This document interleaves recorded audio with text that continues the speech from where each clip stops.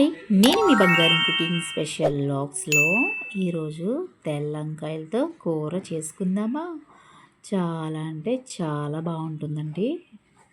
దీనికి కావాల్సిన ఐటమ్స్ ఇచ్చేసాను చూసుకోండి. మనం ఫస్ట్ ఒక మందపాటి కళాయి ప్యాన్ తీసుకుని దాంట్లో మన టిప్ తెలుసు కదా, మనం ఫస్ట్ ఆయిల్ వేయం.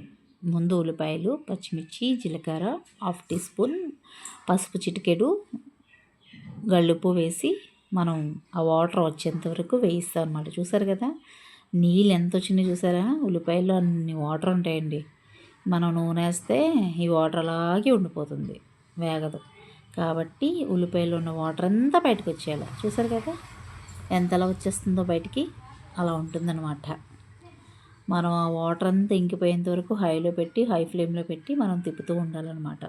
ఎంత త్వరగా తిప్పితే అంత త్వరగా ఆ నీళ్ళని ఇంకిపోతాయి అన్నమాట. మనం సిమ్లో పెడితే ఈ నీళ్ళు అట్లాగే ఉంటాయి, దాంట్లోనే మగ్గాలి. దాని తర్వాత మనం ఒక 1 స్పూను అల్లం వెల్లుల్లి పేస్ట్ వేసుకోవాలన్నమాట. ఈలోగా మనం కూరగాయలు తరిగాం కదండి, ఆ కూరగాయలు తరిగినవి దాంట్లో ఇంకిపోయిన తర్వాత నేను కట్ చేసుకున్న టమాటాలు, ఇది వంకాయ కర్రీకి ఏంటంటే టమాటాలు ఎక్కువ వేసుకుంటే బాగుంటుందన్నమాట, టేస్ట్ కమ్మగా ఉంటుంది. సో నేను వంకాయల్ని కట్ చేసుకొని ఉప్పున్న వాటర్లో వేసి ఉంచాను. కండ్రెక్కిపోతాయండి, ఉప్పు వేయకుండా అలా పెట్టేస్తే నల్లగా అయిపోయి వంకాయలు గట్టిగా అయిపోయి టేస్ట్ ఉండవు. మనం టమాటాలో ఉన్న వాటర్గా గుజ్జు మెత్తగా అయిపోవాలి కాబట్టి ఇలా కట్ చేసుకొని మనం అందులో ఉన్న వాటర్ అంతా ఇంకిపోయేంత వరకు. ఇది నూనె వేస్తే టైం ఎక్కువ తీసుకుంటుంది, so gas waste oil waste. కాబట్టి నేను ఫస్ట్ నా టిప్పు ఇలా ఫాలో అవ్వండి ఒకసారి, చాలా బాగుంటుంది. నూనెలో తర్వాత వేసి తిప్పుతాం కదండి, ఆ టేస్ట్ ఎక్కడికే పోదు. నేను కొత్తిమీర ముందే వేసుకుంటున్నాను, అది త్వరగా ఇంకిపోవాలన్నమాట, లేదంటే మా పిల్లలు తినరు. కాబట్టి నేను ముందే వేసేసి తెల్ల వంకాయల్ని మంచిగా కడుక్కొని ఉప్పులో నానబెట్టాను కాబట్టి సో మనకి నల్లగా అవ్వలేదు, బాగానే ఉన్నాయి నిగలాడుతూ. మనం అందులో వేసేసి తిప్పుకోవాలన్నమాట. గిర్రగిర మంచిగా షాలో ఫ్రై చేసుకుంటూ ఆ వేడి పట్టేంత వరకు, ఆ మసాలా పట్టేంత వరకు, ఆ ఉల్లిపాయలు టమాటా పేస్టు వంకాయలకు పట్టేంత వరకు గిరగిర తిప్పేసుకోవాలన్నమాట. తిప్పేసుకుని మర్చిపోయాను, ధనియాల పొడి వేయాలి. ధనియాల పొడి హాఫ్ టీ స్పూన్ వేసుకోండి. దాని తర్వాత కారం మీ కారం తగ్గట్టు వేసుకోండి. నేను 2 స్పూన్స్ వేసాను, మీరు 1 స్పూన్ వేస్తే సరిపోతుంది. కొంతమంది తింటారు, కొంతమంది తినరు. కాబట్టి నేను గరం మసాలా, చికెన్ మసాలా అదొక హాఫ్ టీ స్పూన్, ఇదొక హాఫ్ టీ స్పూన్ వేసుకున్నాను. ఫ్లేవర్ అనేది చాలా చక్కగా బాగుంటుందన్నమాట. వంకాయ కర్రీకి ఎప్పుడు ఆయిల్ ఎక్కువ ఉండాలి, ఎక్కువ ఉంటేనే ఆ రుచి ఆ టేస్ట్ అన్నది వస్తుంది. నువ్వుల నూనె కానీ వేరుశనగ నూనె వాడినా చాలా కమ్మగా ఉంటుంది కర్రీ అనేది. టిప్స్ మీ బంగారం కుకింగ్ స్పెషల్లో టిప్స్ అన్నమాట. చూడండి, నేను పాటించే విధానం, నేను చేసే విధానం మీకు వివరిస్తున్నాను అన్నమాట.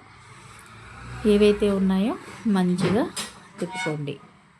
తిప్పుకొని గిర్ర చేతికి పని అన్నమాట, గిర్ర తిప్పేసుకోవాలి. కిందకి పైకి, కిందకి పైకి, ఇలా గిరగిర తిప్పేసేయండి. నేను ఒక బిర్యానీ ఆకు వేసుకున్నాను ఫ్లేవర్కి, ఆయిల్ కూడా ఎక్కువే పోసుకున్నాను కూరకు తగ్గట్టు. సో ఇప్పుడు మనం ఆయిల్లో మగ్గబెట్టాలన్నమాట. బాగా మగ్గబెట్టి మూత పెట్టి కొంచెం వాటర్ వేయండి. మన కూర వేడివేడిగా రెడీ అయిపోతుంది. చూసారు కదా ఎలా మగ్గుతుందో. ఇలాగా మనం అంటే వాటర్ అప్పుడే పోయకుండా కొంచెం మనం ఆవిరి మీద, ఆ సన్నని సెగ మీద ఆయిల్లోని మనం అలా మగ్గబడితే కూర అనేది చాలా టేస్టీగా ఉంటుంది, చాలా బాగుంటుంది అనమాట. చూడండి ఎంత దగ్గరికి వస్తుందో, మన ముక్క అనేది కూడా త్వరగా ఉడికిపోతుంది అనమాట. దీంట్లో కాసంత నిమ్మకాయ వేసుకుందంటే అద్దరిపోద్దండి. చూసారు కదా, సాల్ట్ సరిపోలేదు, సో నేను సాల్ట్ వేసుకున్నాను. సమపాడులో సాల్ట్ వేసుకుంటే కూర అనేది చాలా టేస్ట్గా ఉంటుంది. మరి చప్పగా ఉంటే మనం తినలేం, అన్నీ సమపాడులో ఉండాలన్నమాట. నిమ్మకాయ అనేది కూరలో వేయకండి, అన్నంలో వేడివేడిగా కర్రీ కలుపుకున్నప్పుడు పిండుకుంటే చాలా అంటే చాలా బాగుంటుందన్నమాట.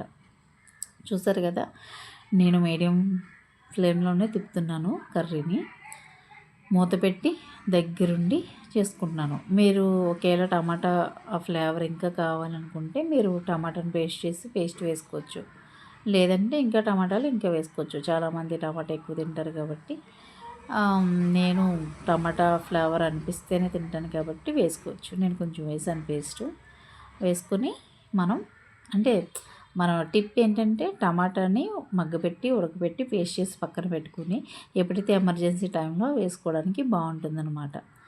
నేను అలా వేసుకున్నాను. సో అంతా సరిపోయింది, పర్ఫెక్ట్గా ఉందన్నమాట. చూసారు కదా, మన కూర గుమ్మగుమ్మలాడిపోతూ రెడీ అయిపోతుంది. చూస్తుంటే ఊరిపోతుందండి బాబు. చూసారు కదా, అయిపోయింది. మూత పెట్టుకున్నాను. కూర అనేది రెడీ అయిపోయింది. ఈ షేప్లో ఉందంటే, నూనె పైకి తేలిందంటే మన కూర రెడీ, తినడానికి సిద్ధం కండి అని అర్థం. చూసారా, ఆయిల్ పైకి తేలిందంటే అయిపోయినట్టే ఇంకా కర్రీ.